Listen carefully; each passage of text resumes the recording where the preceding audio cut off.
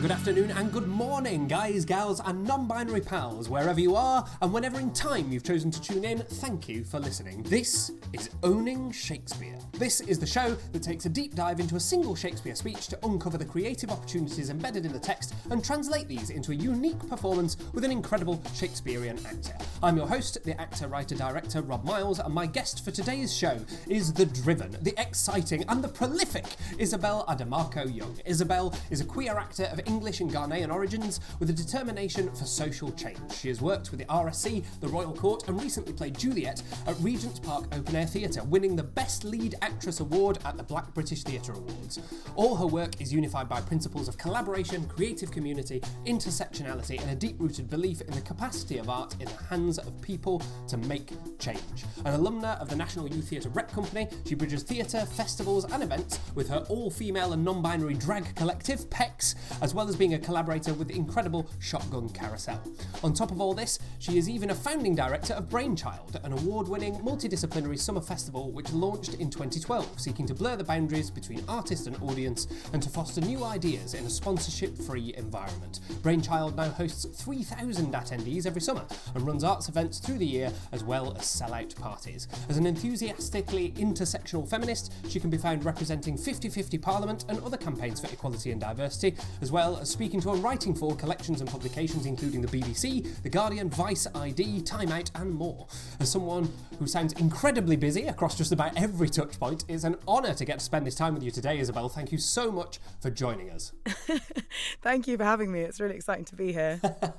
It's honestly, I'm excited for what's about to happen. Obviously, I know what the speech is, but our audience doesn't. For those listening at home, this session is all about discovering your personal passion, your enthusiasm and curiosity for and about Shakespeare's text. And there's no better way to do that than to ask our guests to select the speech that they're going to dive into for their episode. So, Isabel, what speech have you chosen and why? Oh, it wasn't easy. So, I mean, what a prompt. I was over the moon. But eventually I decided to do Cleopatra from Antony and Cleopatra. It's a role that I've always liked the look of. Hint, hint, wider world. And I thought I'd start out quite early on, Act 1, Scene 5. She's speaking to her maid, Charmian, about her love, Antony. Beyond the obvious, putting it out there into the universe, manifesting, so to speak, is there any particular reason that you wanted to focus on this character in particular? Yeah, I think she's... I mean, it's a question that comes up quite often, like, oh, which Shakespearean character would you like to play? And honestly, as someone who performs as a drag king and sort of, explores gender performativity, I don't really feel limited in what character it would be possible for me to play. But I've always just felt really drawn to her. I love her playfulness. I love her power. I love that she is literally a queen. And I just find it really interesting, the power dynamics between her and Antony as these two very politically powerful people, but who are subject to one another as lovers. That's so interesting. The kind of inversion of Antony and Cleopatra in terms of gender performativity was something that seemed to be, in a way, embedded into the text. And the idea that Cleopatra kind of bends gender in herself by being a woman in power at that time. So how do you find, I guess, Cleopatra's performance of gender? Yeah, I think it's intriguing. I think, as I think we'll probably find in this speech, what I love about her is that she describes herself as a trader in love. And she very much uses her kind of her past sexual relationships and her physical beauty and the fact that she is admired to her own ends. And other people do as well. And then as soon as she's doing it against what they want, they weaponize it against her and say, oh, she's this, this serpent or this temptress or this, these sort of racial slurs like gypsy or, these many different things. But I think it's really interesting that she herself weaponizes it as well to her own Yeah, ends. Absolutely. That double-edged sword, certainly. I think that's a wonderful insight straight off the bat. So, in order to allow our audience to follow along on this journey that we're going to go on, would you be able to give us a first cold read of the text that we're going to be examining today? No intention, no acting, just so that we've heard the words out loud before we go on to explore them. Absolutely. O Charmian, where thinkst thou he is now? Stands he, or sits he? Or does he walk? Or is he on his horse? O happy horse, to bear the weight of Antony. Do bravely, horse, for what's thou whom thou movest?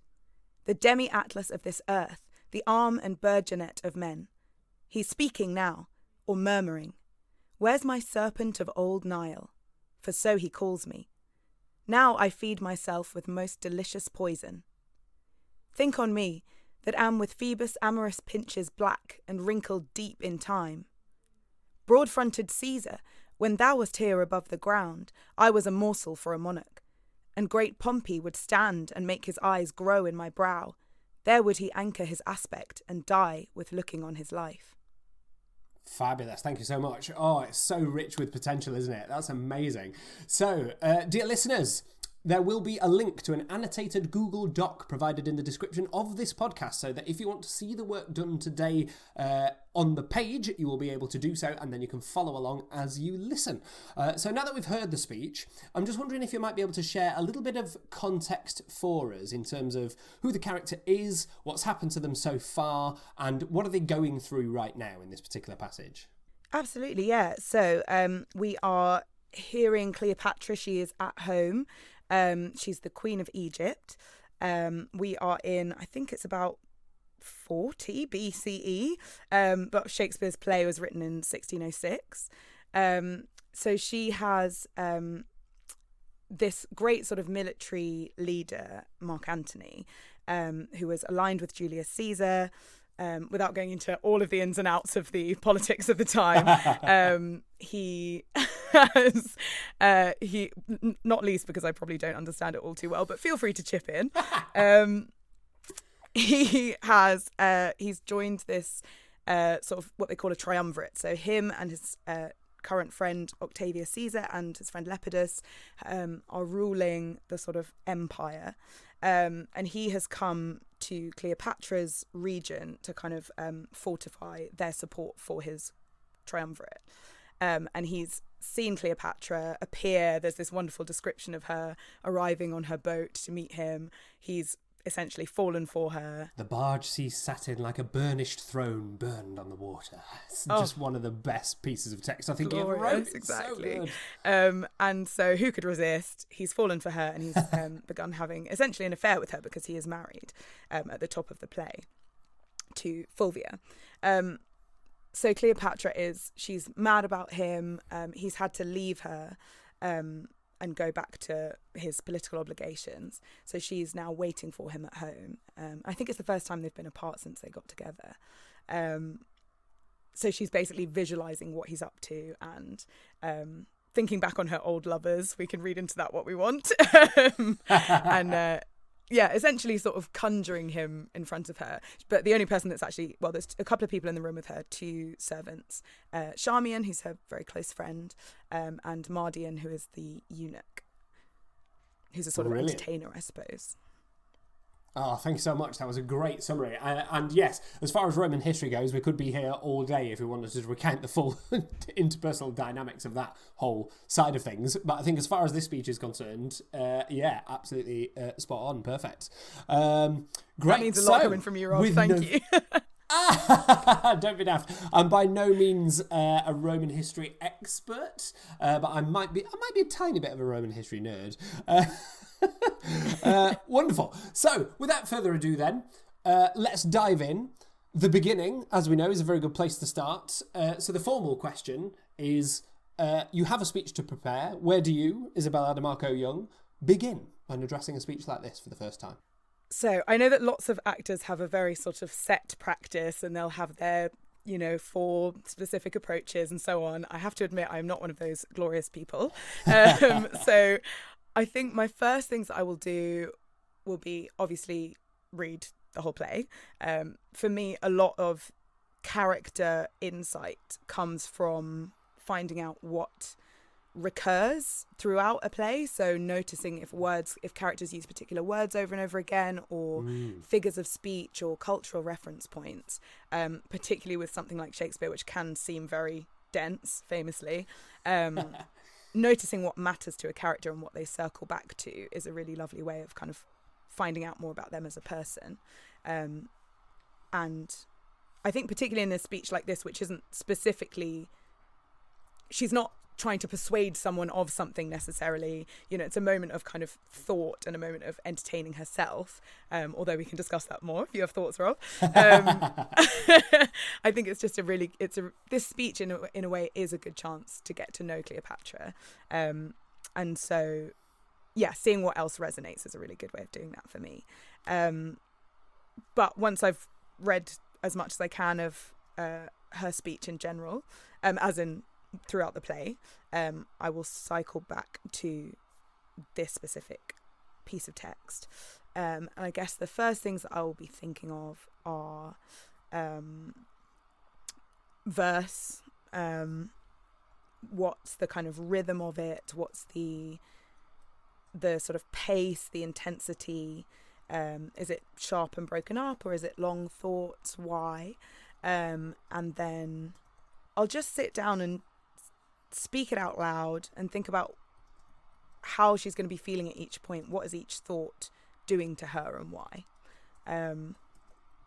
Which can take you in a lot of different directions, but is, I find, really fruitful. Great. Well, there's loads to dive in there. So straight away, you talked about reading the whole kind of passage, or certainly all of her passages of text to find kind of, I guess, repetitions, themes, imagery that seems to be important to the character. Did you make any discoveries there, and do any of them resonate in this particular piece of text? Yes, absolutely. Well, I mean, one thing that just really pinged out to me was the word morsel, actually. Morsel. And I think it's a very, so in the speech, it comes when she's talking about Caesar. She says, "Broad-fronted Caesar, when thou wast here above the ground," he's currently dead, so she means when he was alive, "I was a morsel for a monarch."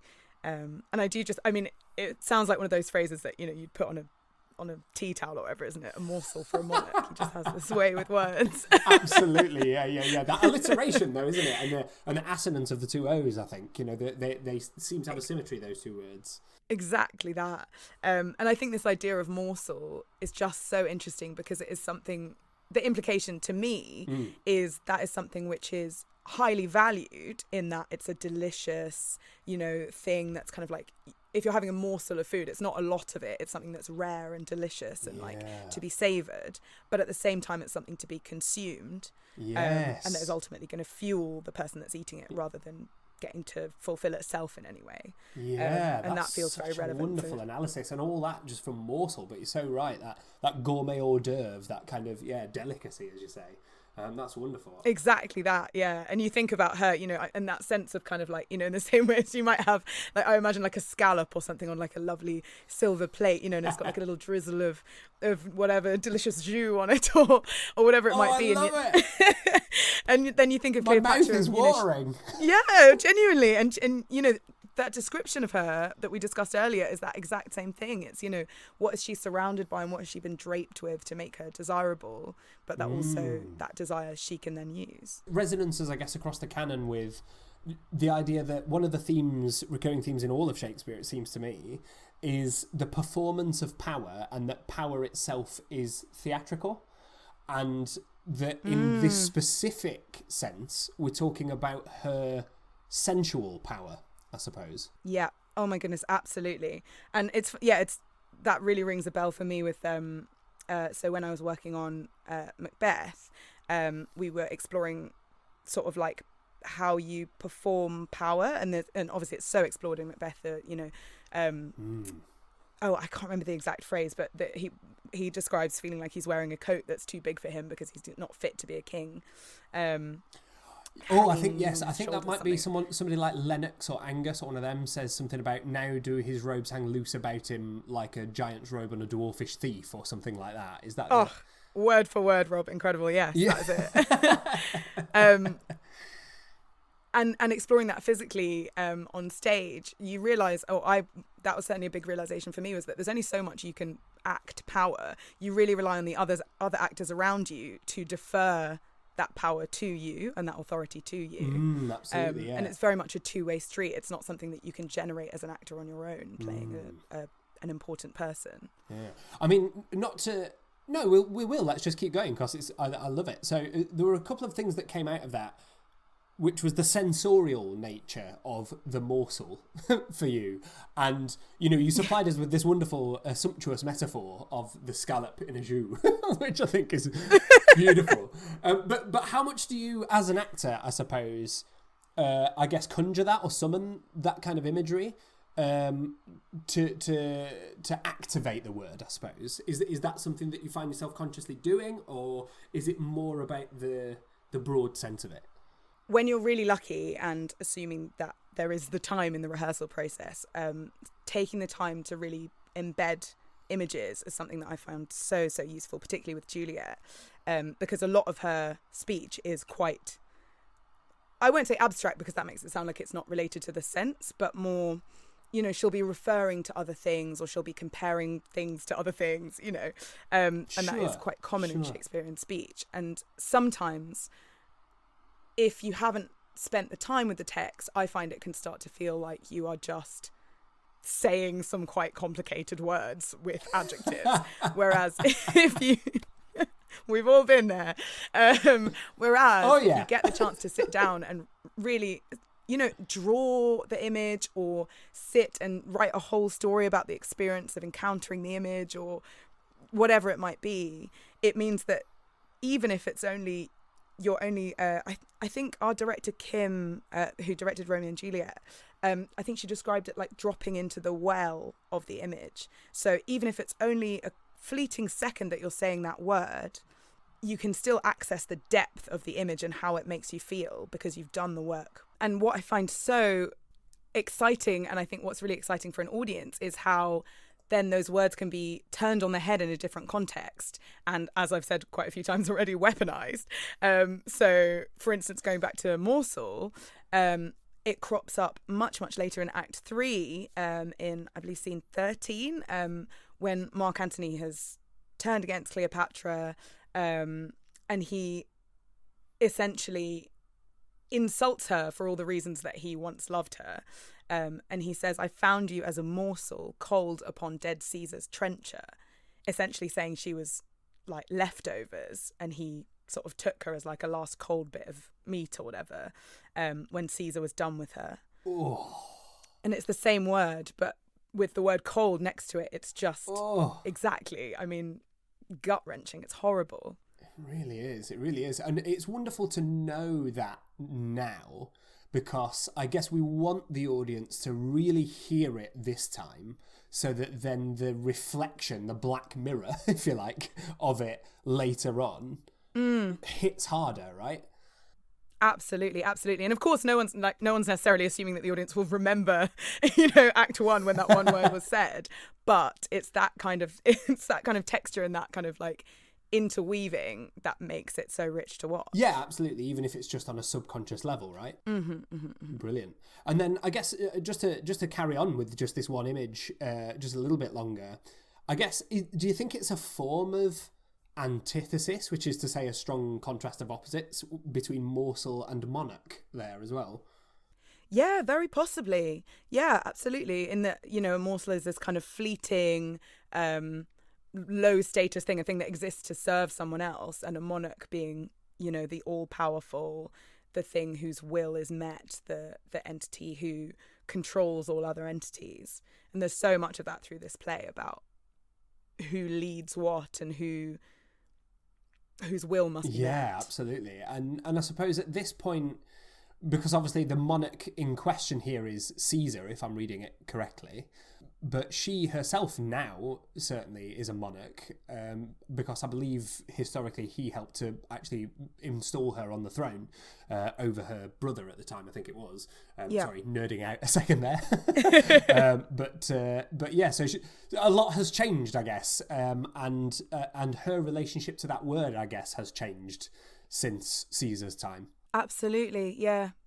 Yeah, that is so true. It's so interesting just to think of her remembering herself as, to use the archetypal word, the ingenue, the kind of the young, naive female lover, somebody like more like a Juliet, I suppose, at that time, and then how far she's come from there to now.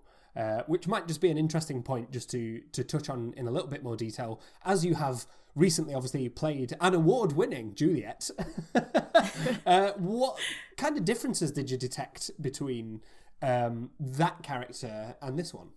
I was actually quite surprised about some of the similarities, and I wonder whether it's a case of Cleopatra's journey through the play, because actually a lot of Cleopatra's in early scenes are quite playful. She comes across as quite flighty to my eyes. There's a lot of there's the sort of comic scene with the messenger, when she's asking the messenger about Antony's new wife, and she wants to know about her hair and how tall she is and if her voice is nice and all these kinds of things.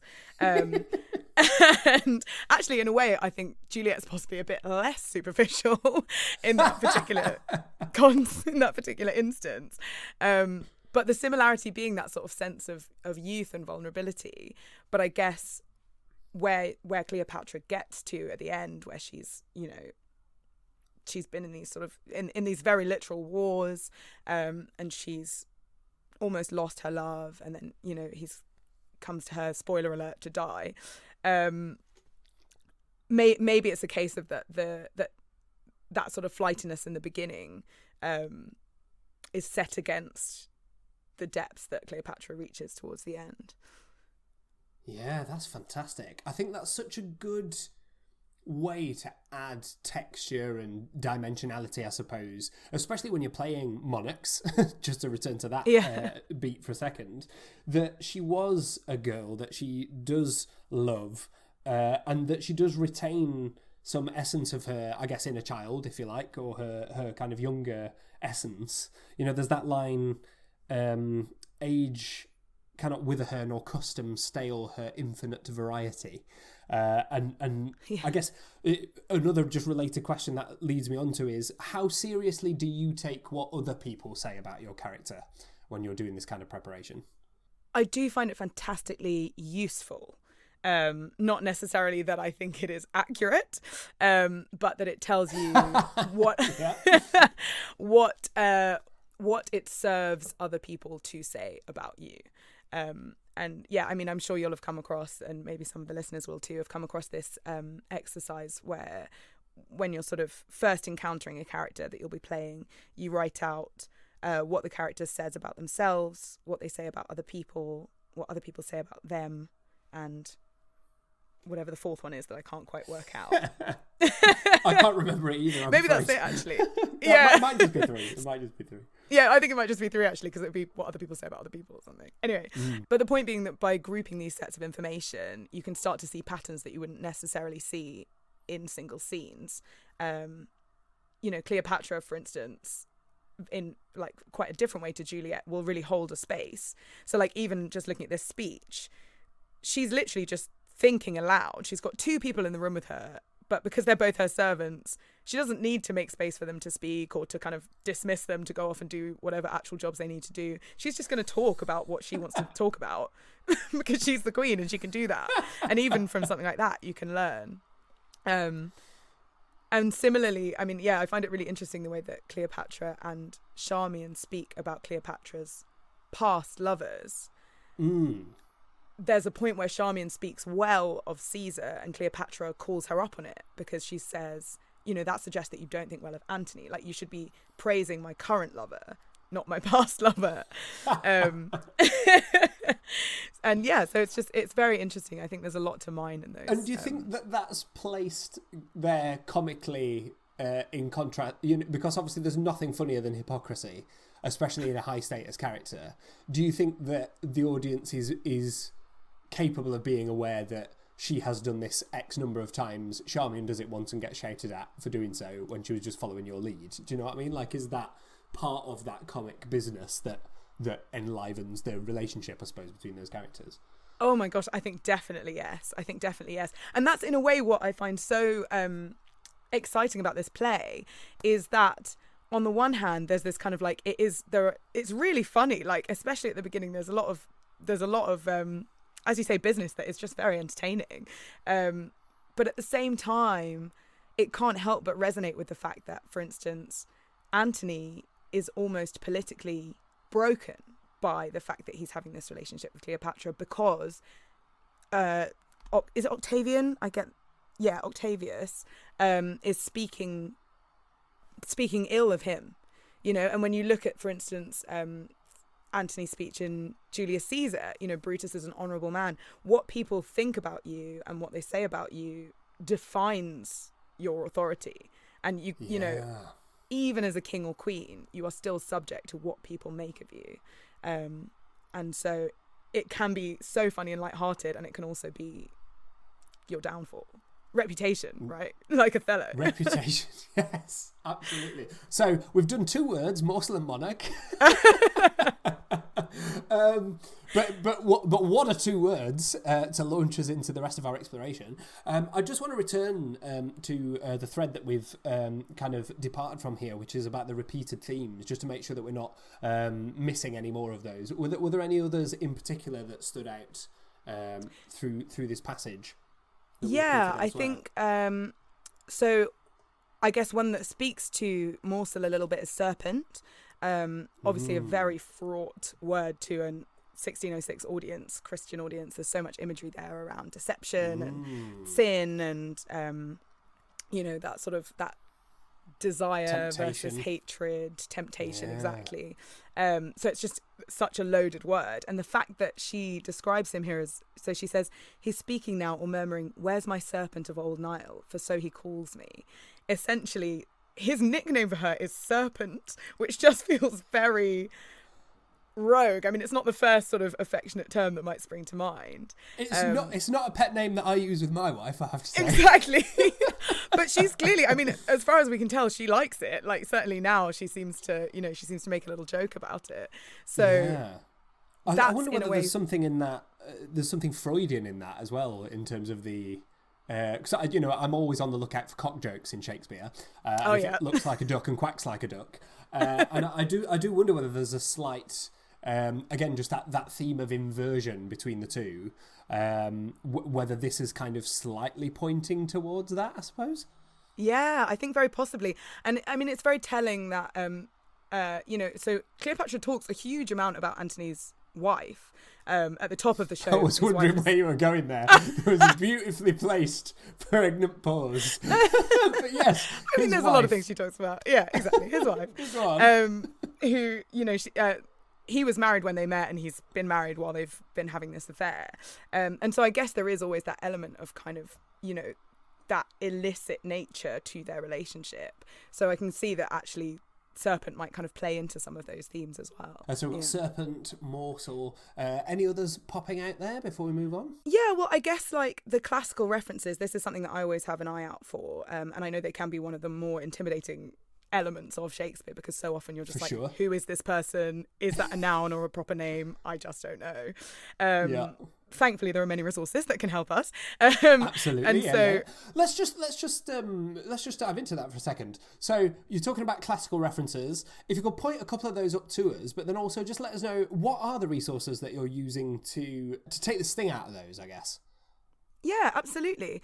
Well, so the 2 that sort of first leapt out for me in this speech were Atlas, or Demi-Atlas, and Phoebus's amorous pinches, or Phoebus's amorous pinches black, to be more specific, on which more later, I hope. Yes, yeah. We'll definitely get there, yeah. Yeah, but so Atlas and Phoebus, so I have a bit of a classics background, I would say maybe nerd rather than historian, by your own definitions. Yeah.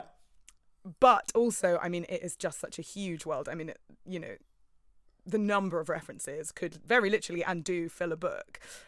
So for instance, I'd look at Atlas and I'd say, okay, so I know that Atlas is a mythical man who carried the world, or sort of held the earth on his shoulders. I can't actually remember what his story is, and I can't remember whether he's like Greek or Roman, or these kind of details. I think he's a Greek Titan, and I think he might hold the sky on his shoulders, I believe. Amazing. Here we are. Okay, great. So if you're friends with Rob, you can ask Rob. And so if you're, if you don't happen to have a Rob Miles to hand, you can Google it. I do also have some beautiful books of classical references, which I actually just find, oh God, I'm going to sound like a gigantic nerd, but I do just find them quite enjoyable to read through anyway, because some of those stories are so beautiful and fascinating, particularly like Ovid's Metamorphoses, and yeah, just so many myths and legends I find so beautiful, and so they spring up so much across Western literature that it's just really useful to have a vague idea of them.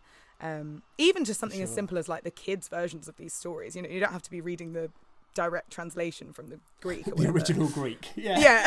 I mean, you can if you want, but not everyone cares to. I really can't. Phoebus is like the sun god, and this I actually know from Juliet because she likes to chat about Phoebus quite a fair bit. So right, so you know these things, like essentially the internet, I would literally just Google it, but then as you know, if you're working your way through a whole Shakespearean character, you'll probably get enough references that you start to revisit more like some resources over others, and you can decide if you want the 2-line answer or the... So what are your favoured resources? If I'm honest, I'm not sure that I have go-tos. I think because of my sort of classical literature, like breadth of references, I'd usually just get the sort of short answer and then go, oh yes, and it crops up in this and this, or this, it reminds me of that. Do you know what I mean? Rather than... got you. So a reminder, a prompt is enough to kind of get the exactly. real again. Yeah, but there is a really good one, which actually I think we used in The Show Must Go Online, which was Shakespeare's Words. Yeah, I love Shakespeare's Words. I think that one's often the most kind of like rich and concise, which it is a hard balance to strike. Yeah, very much so. Yeah. I guess because it's Shakespeare specific, that helps. Yes, that really does. And also it's the difference between like, quite often there'll be a level of remove where you can look up the dictionary definition of something like, so a perfect example would be burgeonet in this speech. So she says he's the demi-atlas of this earth, the arm and burgeonet of men. You'll look up the dictionary definition and it will say burgeonet is, I think it's a type of helmet, a light helmet or something. Got you. Yeah. Let's see what Shakespeare's Words says. The arm and helmet of men doesn't have quite the same ring to it, does it? Well, so this is it. So you can get the meaning, and that doesn't necessarily tell you what she means to say when she says that word, right? Yeah, so there's always absolutely. There's always a level of imagination required where you kind of go, okay, if she's talking about him as a helmet, what does she mean by that? And because if I was to call someone a helmet, it would have a different connotation. Very, very different, exactly. Oh, the wonderful development of language. Absolutely, constantly evolving. And so I think maybe that's you were talking about antithesis earlier, right? I think maybe here she's saying the arm, you think of arms, weaponry, that's a very active thing, potentially a violent thing. He's a military leader. And then exactly strength. And then the burgeonet is a helmet, which is obviously kind of part of weaponry, but maybe it's more about defense and protection. And so maybe what she's saying is he's not only the sort of hostile man who will take over foreign lands, but he's also caring for his people and he's going to protect them as well. Yeah, that would just be my idea. Yeah.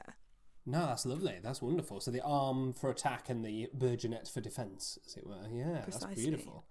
Really nice, really nice. So we've got Demi-Atlas here, we've got Phoebus. It is interesting, isn't it, that Juliet and Cleopatra, obviously, as you've said, there's parallels there in their level of sensuality, and Phoebus crops up for both of them. Yeah. Phoebus, because it's a big ball of fire, is therefore passionate, and therefore tends to be invoked by passionate characters, I guess. Do you think there's something... Yes, yeah, I think that's really interesting. He's often around when people are getting hot and heavy in whatever way. But then I guess actually with Juliet, her whole thing is night, because so much of her love is kind of this very, in contrast to Cleopatra, in fact, is very concealed and very secret. And so for her, she's always saying, oh, please, come civil night and, hood my mantle and kind of essentially hide me so that I can do what I want and no one will know. Whereas maybe Cleopatra, they're two kings and queens. They're literally having an affair. They can do what they want, She's talking about all her old loves in front of the servants. She doesn't care.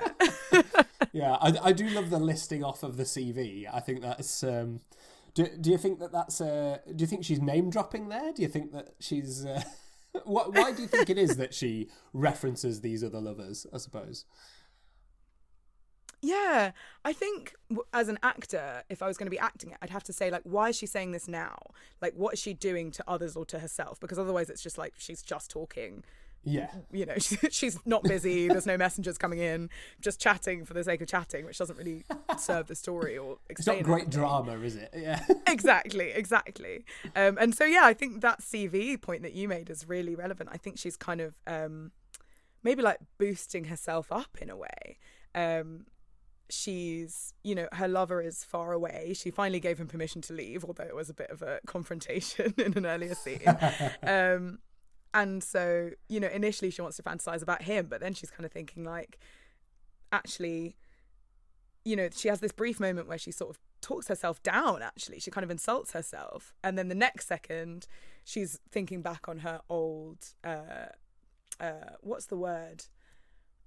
Like, conquests. And I think conquest is exactly the word because it has that military and powerful implication, but also the amorous one. Yeah. So I have a history nerd question, actually, a kind of black spot in my knowledge and understanding here. Obviously, we've talked about Caesar, broad-fronted Caesar, but then we've got Great Pompey. And then she goes on to describe him and what he did. Was Pompey a lover of hers? Or no, was it just that while she was with Caesar, Pompey couldn't keep his eyes off her? It might have just been that, actually. That's kind of how it reads. Yeah. Stand and make his eyes grow in my brow. There would he anchor his aspect and die with looking on his life. So... what do we, just unpacking the sense of that then, what do we think it is that she's getting at? Yeah, well, I think actually, like, of the whole speech, that's probably for me the densest bit, or the bit that so realistically in a rehearsal room we'd probably sit and discuss this for quite a while, and then ultimately whoever has to speak it would have to kind of just make their own call, about what makes sense for them, because I think to a listening ear, you know, when I say Great Pompey would stand and make his eyes grow in my brow, there would he anchor his aspect, etc., etc., you can hear the meaning is he couldn't take his eyes off me, right? Yeah, but that's certainly what I feel like I'm picking up. Exactly. In my constant search to turn everything into a cock joke, you've got stand, grow, and die, having the French association of petit mort, little death, which is a euphemism for orgasm, often used as a double meaning. So the idea that he, to paraphrase Lonely Island, jizzed in his pants. Oh my god, I love that song. That's actually one of my favourite songs. I love that you've referenced that. Exactly. And, you know, and when you, I mean, yeah, as soon as you start picking out those words, even anchor, I'm like, oh god, you know. Mm-hmm. Well, as soon as it's introduced as an idea, it's everywhere. Yeah. I mean, a cigar is just a cigar, but but yet grammatically, it would take a bit of unpicking, I think. For sure. And in a way, yeah, I think images like make his eyes grow. I don't know if we really have an equivalent for that now, but if you picture the image, it's like a cartoon. It's like the heart eyes, you know, and you can totally understand what it is that she's saying. Looney Tunes, yeah. For sure. I love the idea of trying to, I guess, mock him or send him up by invoking that spirit or that quality as you're saying it. You know, the absurdity, I guess, of his eyes growing. You know, it's easy, I guess, in Shakespeare to assume that everything's a poetic metaphor and therefore it's rich and sensual and all the other things that we've been talking about. But sometimes an image is allowed to be absurd as well, right? And ridiculous. And we can pull that flavour out as well in service of contrast, I suppose. Absolutely. And I think that again, it comes back to what we were saying about power and performing power. She is talking about having, you know, slept with these men and her power over them in that way. It's not a coincidence that she says Great Pompey would stand and make his eyes grow. And, you know, she says he would anchor his aspect, like she is kind of mocking him, whether it's affectionately or whether it's cruelly. That's up to the actor to decide, I suppose. And yeah, Pompey the Great, Pompey Magnus was his name, essentially. So she's definitely, I guess, is dunking on him a fair way to describe it? Like, she's building him up to then top him, right? Well, quite. And I think, honestly, it's very easy with Shakespeare to kind of get bogged down in, the classical reference and the etymology and stuff, which is my happy place. But also, like, it will be more fun for everyone watching if you dunk away. It's what she's doing. Do it. And dunk it. That's what makes it relatable, I mean, who hasn't gone on a little rant about their ex or whatever? That is the stuff of humanity, and it's in Cleopatra as much as it's in Saturday Night. Especially as you say, if Charmian, she's got this best friend dynamic with Charmian, and it's a private conversation in that obviously there's not thousands of people being addressed. There's an opportunity to have fun there, isn't there? Absolutely, yeah. And I think, just looking back at those first few lines, it's very telling again. She asks Charmian several questions, which she does not give Charmian the opportunity to answer. Great. So let's dig into that then. So obviously she doesn't give an opportunity to answer here. What do you think is, I guess, what are the opportunities there, I guess? I guess this is one of those things where I'd probably say, I'll put a pin in this for the room for once I'm with Charmian, to work out what the sort of actual stage business of that might be. But there's every opportunity for Charmian to attempt to answer at least one of those questions and just be bulldozed over, Yeah, well, I love that you're deferring to the other actor in the room as well, giving them a chance to make their own choices about what their business might be at that point. Yeah, and I think that's something that I think one of the things that I found a little scary about Juliet was, and I'm sure this is a case, drama school auditions or whatever, is that thing of when you're speaking for a long time, you just think, people don't do this. Who am I speaking to? And sometimes it's, it's clearer than others, and sometimes you really do have to decide for yourself. And it's about often it's about turning the audience into that thing, or using the audience as a sort of sounding board, or there are so many different theories about this. But in this speech, you're very lucky that at least initially she is literally speaking to Charmian, so you have someone to interact with. Like, use it. For sure. It puts me in mind of Rosalind in As You Like It. She says, what did he when thou saw'st him? What said he? How looked he? Wherein went he? What makes he here? Did he ask for me? Where remains he? How parted with thee? And when shalt thou see him again? Answer me in one word. And it's just like this machine gun of questions. Like, you can see the other person just like under attack, right?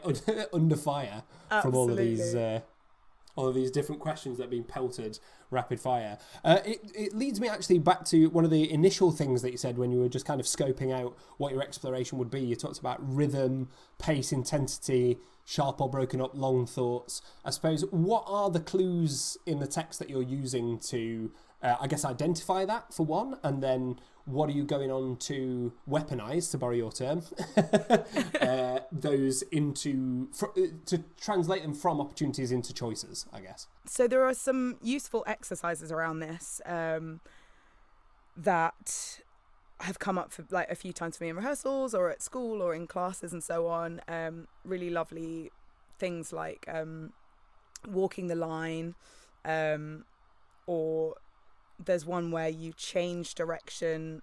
Can you remember how it exactly works? I think there's a few different variations. So you can change direction at the end of a line. You can change direction on a exclamation, question mark, or full stop, or then on any piece of punctuation. And then you can just see, I guess, how that changes the shape of your journey, I guess, or the journey of your thoughts. Yeah, totally. So, like, I find that really, really useful to kind of tell you something about, like, where the character's head is at, right? If they've got a new thought coming in every third word, they're clearly they're either confused, or they're just overwhelmed, or they're, they could be very enthused about lots of different ideas at the same time, or even very afraid of lots of different ideas at the same time. So it doesn't necessarily tell you the emotion, but it tells you the quality of thought which can then help you understand the quality of behaviour. Nice. So I guess in terms of, obviously we've got these questions here, and then we move from questions into exclamations, which I suppose are, they're less common in Shakespeare than they are elsewhere, I guess. So when you have exclamations, they tend to be important, I suppose. So are we using these pieces of punctuation, just thinking in terms of if you were to walk the line, or another version of that as well, which helps me because I'm a natural racehorse in that I'll just gallop through the text, give it half a chance, is to actually sit down and stand up on every piece of kind of end line punctuation, so a question mark, full stop, or a exclamation point. But I guess when we're finding these, do you tend to try and differentiate the delivery, I guess, at all between those? And if so, how are you using them, I guess? So, I mean, if we're looking at those first sort of 4 lines, each question is a new idea. So it's like she's entertaining all these different prospects, right? So then, like, it would be a case of deciding how she feels about each one. So maybe initially I would lean more into like the fact that she's not giving Charmian the chance to answer. She's just loving going on this sort of steamroller of thought. So she's going, where is he now? Is he standing or sitting? Or is he walking? But then I think by the time you get to is he on his horse, and the fact that she stays with the idea of horse, I think that's the one she likes. Like, that's the one she chooses, right? Because she sticks with the idea of the horse. So then, nice. So she's auditioning images. Precisely, and then she finds the one she likes and hires it. Yeah. Exactly. And then that's why it merits a whole line, because she's gone, right, this is what I'm like, please enter my brain. Let's just entertain this thought. So that's when, and I think you can tell from the way that it goes from horse, and then Anthony comes right before the exclamation mark, because he is ultimately the point of all of this. Yeah. We've got horse 3 times as well, haven't we? So we've got that rule of 3, which is always useful. Mm-hmm. I think that's one that always tends to kind of just, my brain kind of auto highlights it now. Yeah. I've said it 3 times. It must be significant. Yeah. It is true, though. It is so true. And then again, back on my innuendo bingo, when we're talking about bearing the weight of Anthony. What? Yes, quite. Yeah, so she's saying, happy horse. She's saying, what a lucky horse. Essentially, I wish I was that horse.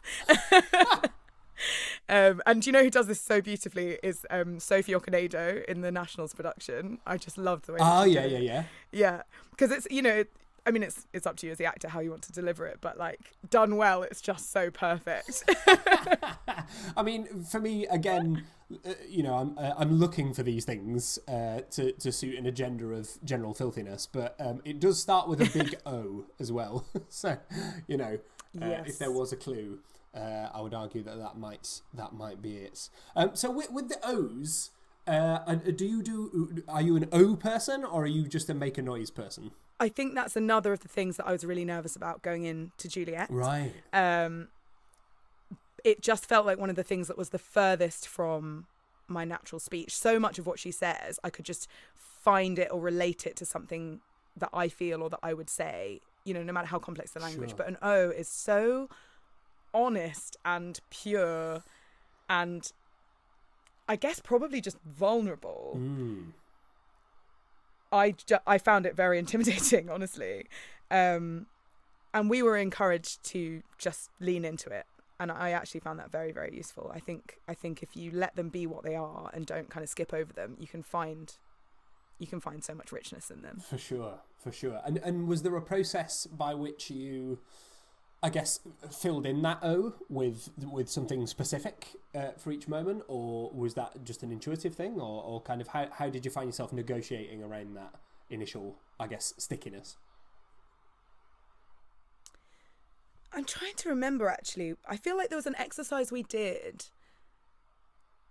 It was like you had to treat it like a word that had a definition, so you had to give it an intention, or you had to give it a physical gesture, like, or aim it at someone, or I can't remember exactly what the task was, but it really helped me assign it, help me have ownership over it and assign it meaning rather than just being a sound, which I think is the really important thing. One that I like to do is just use swearing. fucking happy horse. Or whatever, you know, like, just put whatever you want in there,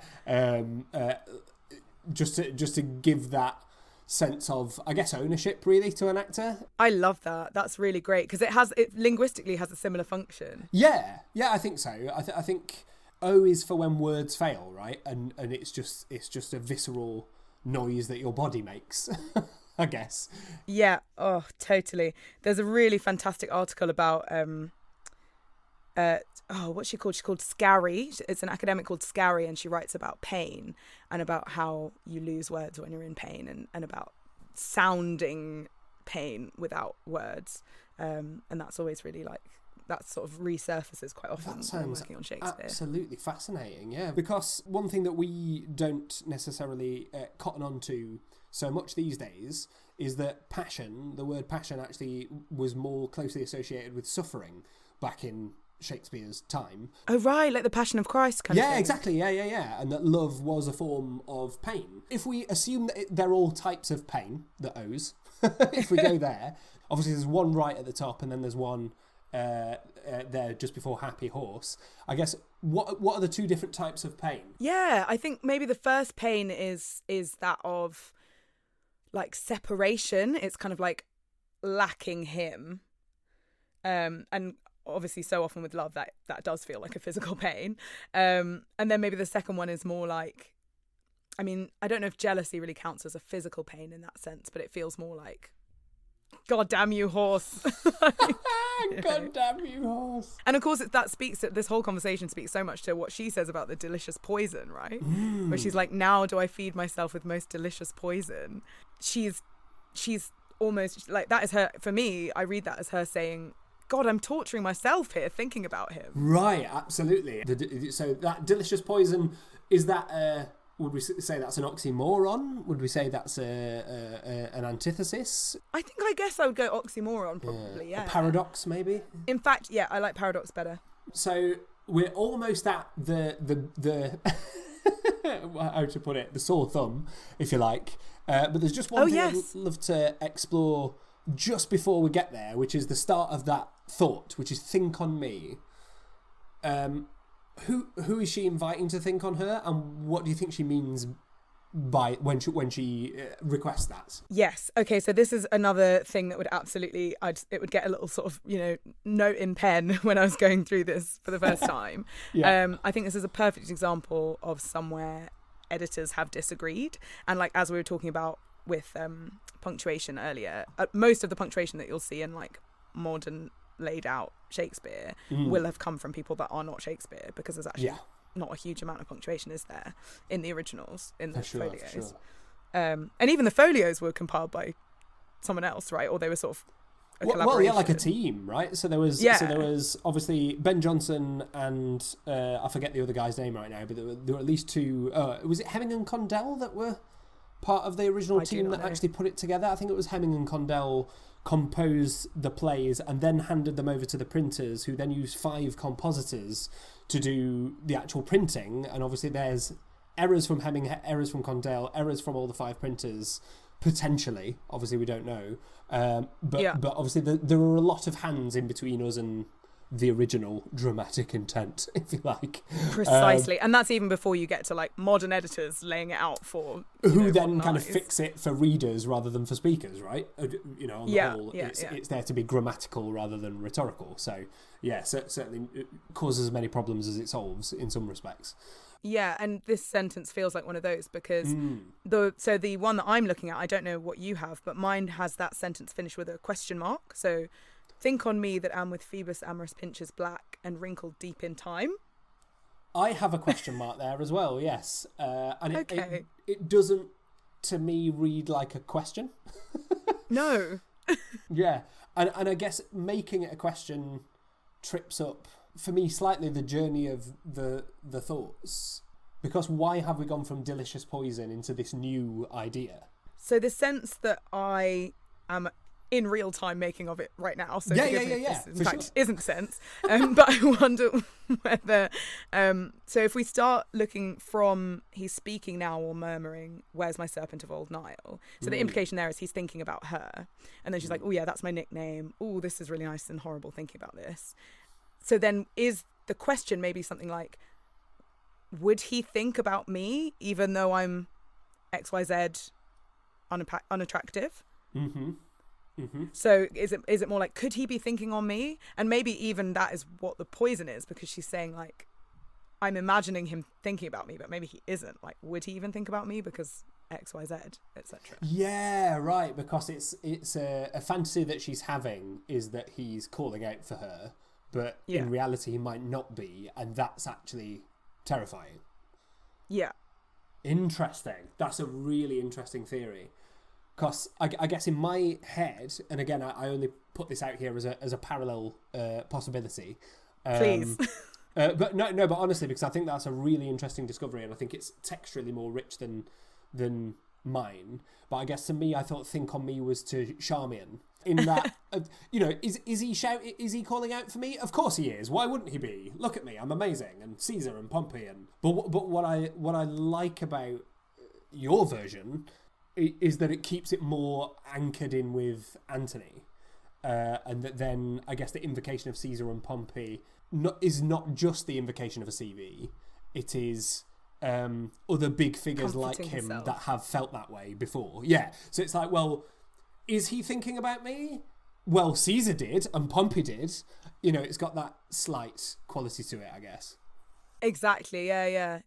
But that's really interesting. And what I like about the Charmian idea is that, like, I mean, like, imagining being on stage, she's been talking essentially to someone who is not present for quite a long time. So dramatically, it could be a nice tonal change to actually re-engage directly with Charmian. Right. And kind suddenly of, put the spotlight back on her.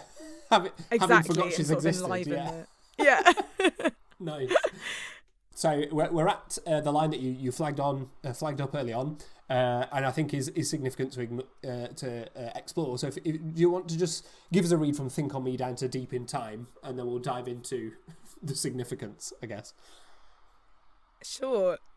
Think on me that am with Phoebus' amorous pinches black and wrinkled deep in time. Wonderful. Great. So obviously Cleopatra is crediting Phoebus's amorous pinches for her black skin, right? Am I understanding that correctly? That's how I read it, yeah. Like, I found it quite ridiculous when I first read it, because I was like, she's not like tan, she's black, like, of race, like, from her heritage. But then I actually, I haven't done a huge amount of reading, and I'm sure there'll be much better informed people about this, but I think, was she, she was considered to actually be, she was Mesopotamian. Is that right? Oh, God. Yeah, she was from the Ptolemaic dynasty, a descendant of an inbreeding of the Ptolemaic dynasty, as far as I'm aware. Right, so she wasn't like an Egyptian person today would be, like dark-skinned. Yeah, exactly. She's not necessarily dark-skinned, even if she was Egyptian, but then they also think that she's a kind of Greek import, essentially, from the time of Alexander the Great. Well, this is what I read, yeah, and that she was like Greek-speaking and kind of, yeah. And I guess also there is something to be said for the fact that, like, if you live full-time in Egypt, like, you will actually be tanned, probably. Yeah. Like, the sun does exist in Egypt. Yeah, it is a famously. hot place. Yeah. Yeah. So I laughed first, and then I was like, well, actually, that's not a lie. Like, But I guess what's interesting is the way that it's set alongside wrinkled here, and that the depending on how we choose to read those preceding lines, obviously, for me, it seems like she thinks she's saying something negative about herself. She's saying black and wrinkled, as in, like, sure, yeah, and the culture, I guess, at the time was that the more noble you were, the less time you spent outdoors, because outdoors used to be for work, and so if you were tanned, you were kind of a lower class, I guess. So the idea of having white skin in Elizabethan England, that was seen as the beauty standard, and therefore blackness is I guess, placed in opposition to that here. Sure. And this is something that came up with Romeo and Juliet plenty, because Juliet, of course. Famously, she is written as a white character, which is implied from a lot of Romeo's compliments towards her about how pale she is and how, like, white like the moon and radiant and dove-skinned and, oh, let me compare you to a tawny raven, which is so hideous, and so on. So that is obviously quite unfortunate.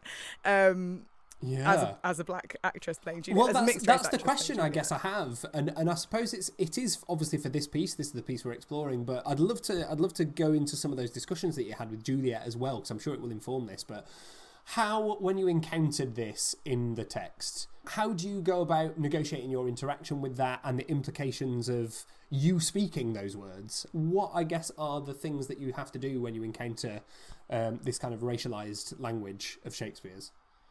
Yeah, it's really interesting. And I think, if I'm lucky enough to do more Shakespeare, it'll come up again and again. And there are so many conversations to be had.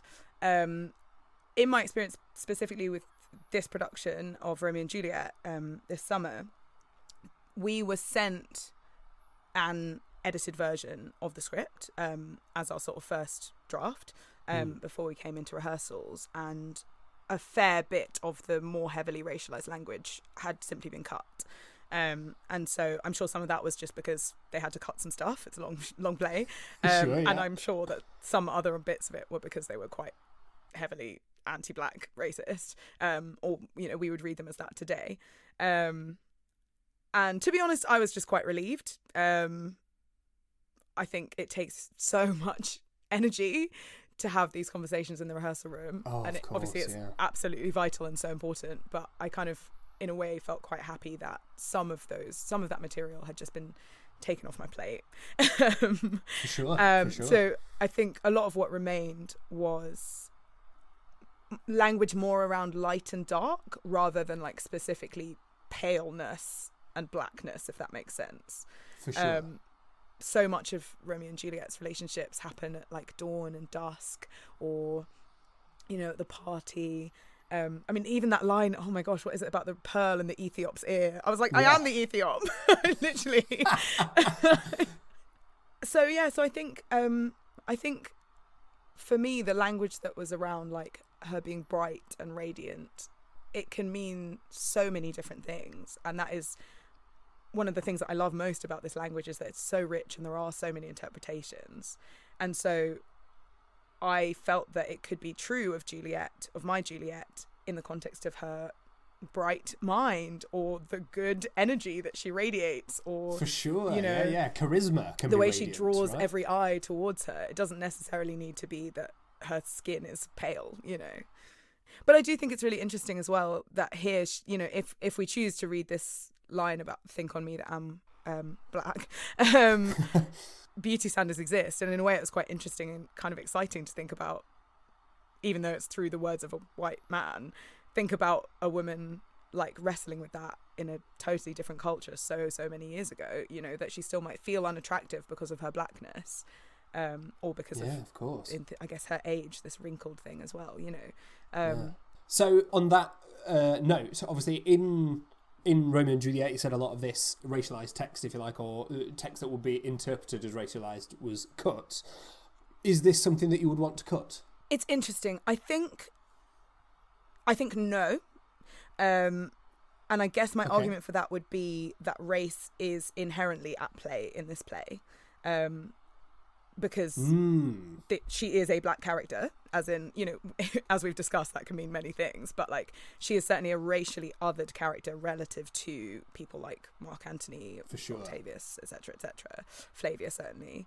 And so I think, to cut only this line would simply be to lose her speaking about her own racial identity, whereas lots of other people do. So you'd then be a point of cutting it all, at which point you're losing some of the richness of the play. But that said, I think what would be really important would be to not just leave it and not mine its richness. Like, I think I, as a performer, would want to know that I'd really found ways to say those words, which are quite like, racially violent, in ways that make people think, and that show maybe what's been said to her in the past, or what she's wrestling with because of the culture that she's in, rather than just letting it be a flippant racialized remark. And the same with all the others. Yeah, sure. So I'm looking through here. I've just got to broad-fronted Caesar, and I think we're back to where we started, which is morsel, which is wonderful. So I think we've actually now, in a quite circumlocuitous fashion, managed to navigate our way through most of the text at least once. Is there anything else right now that's kind of standing out for you? I guess just that we've spoken a little bit about who she's speaking to at what time, and I think whenever people address people that aren't there, that often to me signifies that person is lonely or like wishes that they were elsewhere, or like why are they having to conjure people to join them in their conversation?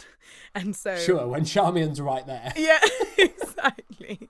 And you see it in Juliet a lot, because I think she is quite a lonely person, and for her she'll sort of make characters out of the natural elements and stuff using mythological language. But I think it's similar here, where Cleopatra's sort of summoning these men to her who have essentially abandoned her, or died, or they've broken up, or whatever.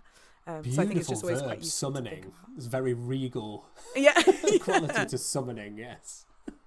Fabulous. So I'm just going to do a very quick recap of the annotated version and just point up some of the things that we've found, some of the things that you've kind of decided on, and just let me know how they strike you, if there's anything in there that kind of feels false on second hearing, and then after that I think we'll just go for one and we'll have a listen to one, if that's cool. Yeah, great. Amazing. So we started with O, Charmian, that O being an O of the pain of separation, we said, and obviously we're addressing Charmian. We've got these rapid fire questions, 4 in a row. We've got questions in the midline break there that we don't give a chance to answer. So there's, I guess, a kind of a pace through those. But then when we arrive on question 4, or is he on his horse, that horse kind of captures the imagination. We populate that out kind of into the hologram that we're trying to summon Anthony back to us with. The next O, happy horse, is a jealousy or a goddamn you happy horse. To bear the weight, euphemistic double entendre of Anthony. Do bravely, horse, is our kind of third horse. With threes like that, we've got horse question mark, horse comma, horse exclamation mark, I noticed as well. They all get their own little piece of punctuation. There's a tool that I use, which is cheap and dirty, but it often works, which is big, bigger, biggest. Oh yeah, love that. And then we've got the demi-atlas, so we've got this kind of elevated language. I guess that's the one thing that we didn't, make a choice about necessarily, was what do we feel this elevated language, Atlas, Phoebus, the serpent of the Nile, the arm and the burgonet, all of these things feel like they're elevated language. So what choice do you want to make off the back of that? How does that inform how you might seek to perform it, I guess? Yeah, I think quite often these things can feel very removed from our day-to-day, but what I find really exciting and like nourishing about them is just the epic scale.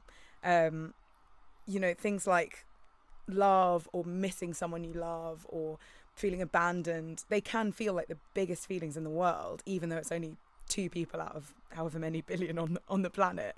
And it always really reminds me of this beautiful poem called The Good Morrow by John Donne. This phrase always comes back to me, where I might read you a couple of lines, actually, if we've got time. Please do. No, I'd love that. And now good morrow to our waking souls, which watch not one another out of fear, for love all love of other sights controls, and makes one little room an everywhere.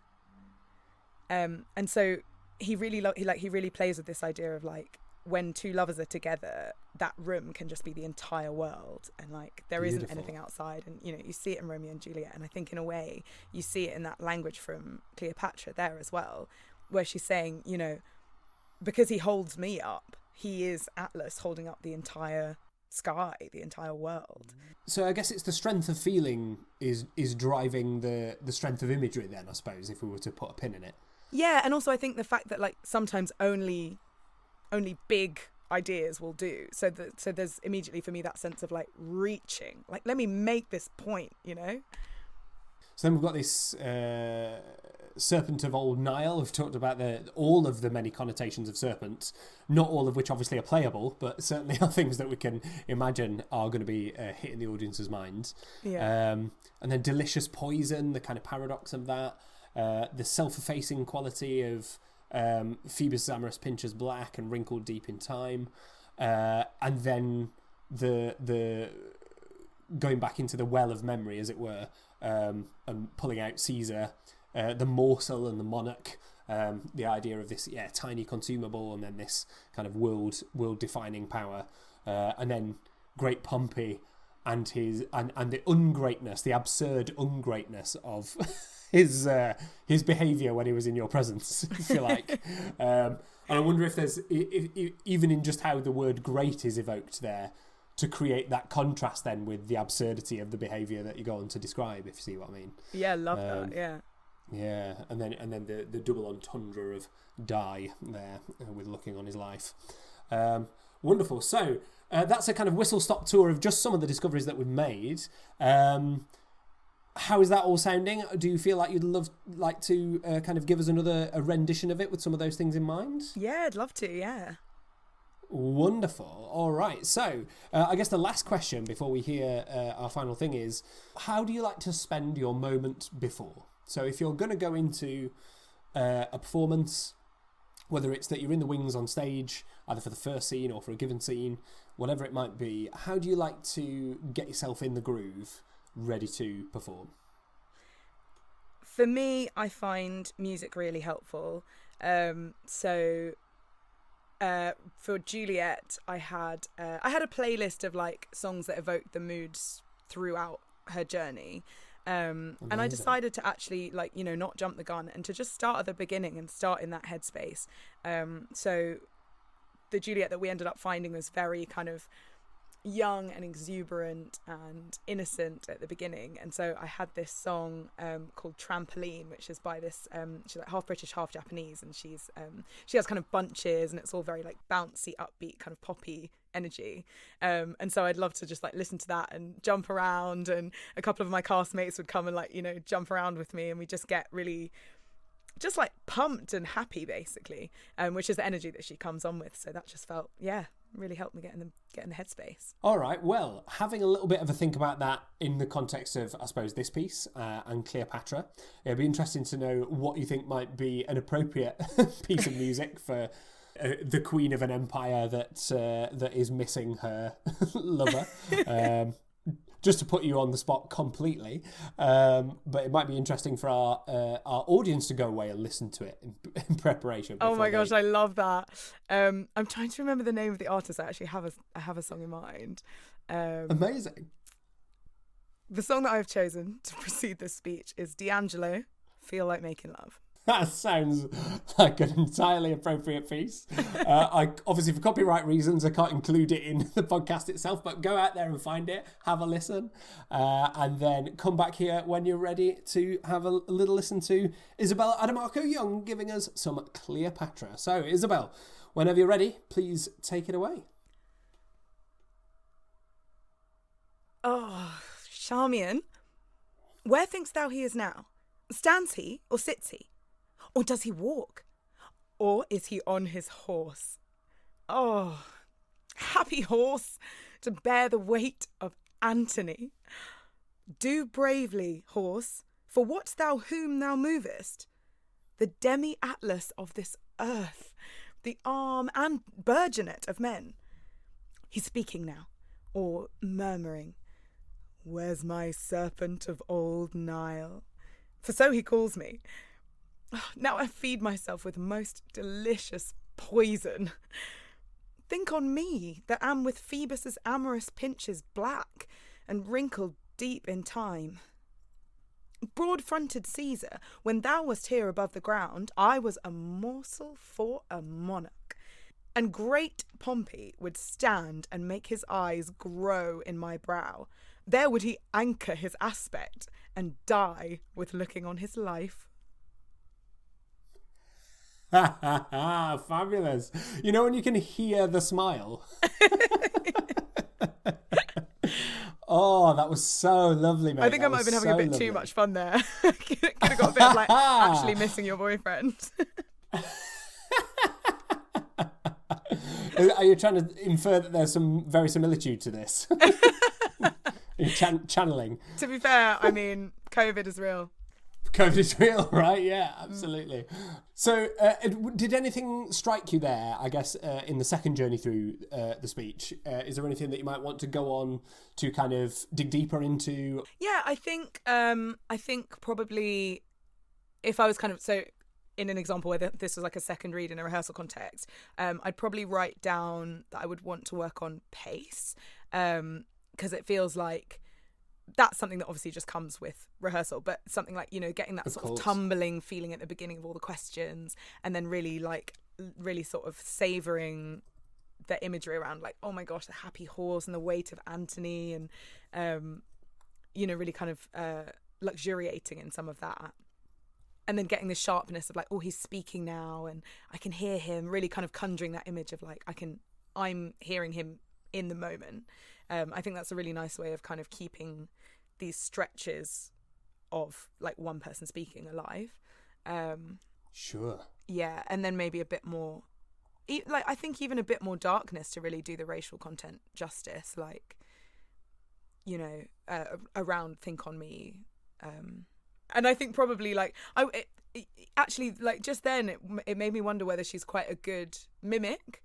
Because like she quotes him, and then she sort of she describes broad-fronted Caesar, and then she has Pompey, and she kind of talks about what he does, and it makes me wonder whether, I mean, I guess there could be some humor in her being a bad mimic as well, but like I wonder whether there's room to like really develop, like, how does she think of these men who've been so significant to her, and like does she even physically embody them maybe, or it felt like there could be some juice there. Lovely. Oh, so much to continue. Oh, I just wish we had that second day in rehearsal now.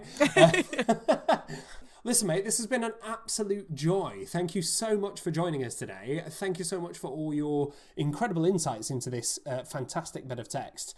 It's just been fascinating to be able to discover more about, obviously, not only your approach to Shakespeare, but your feelings about this speech and about Juliet as well. Really, really appreciate hearing so much about that from you. Obviously, we've worked you very hard in this session, so if there is anything that you would like to plug, we would love to provide that space and opportunity now before our audience signs off for the night. Thank you so much. This has been a joy. I feel like I just want to do this every week now. Like, whether we're recording or not, let's just chat. I love it, mate. Let's do it. So I would just love if everyone wanted to check out my drag collective. We're called Pecs Drag Kings, PECS, and we do lots of exploration around conceptions of gender performativity. It's all kind of cabaret format. It's really, really great fun. It'll get you laughing and get you thinking, might even get you dancing depending on which event you come to. So yeah, come and see us. And other than that, the work that I'm doing, I don't think I'm allowed to talk about any of it yet, but watch television and you might see me. Brilliant. Well, we will keep our eyes peeled, absolutely. And I hope to be able to get along myself to a pet event very soon, because it sounds absolutely wonderful. Thank you so much, Isabel. Thank you so much for listening, everyone. I hope that you've enjoyed this session as much as I have, and we will see you next time for more Owning Shakespeare.